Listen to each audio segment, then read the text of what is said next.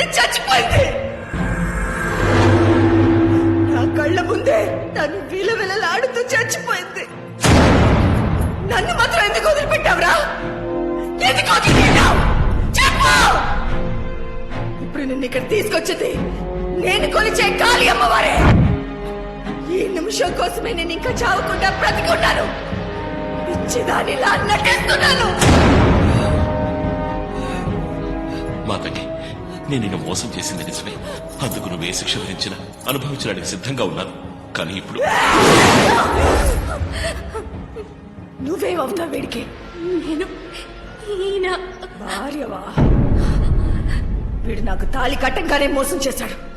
నిన్ను డబ్బు కోసం వీడు ఏ పని అయినా చేస్తాడు. ముందు నా బిడ్డని మోసం చేశాడు, తర్వాత నన్ను మోసం చేశాడు. ఇప్పుడు ఎందుకు వచ్చాడు? మాతంగి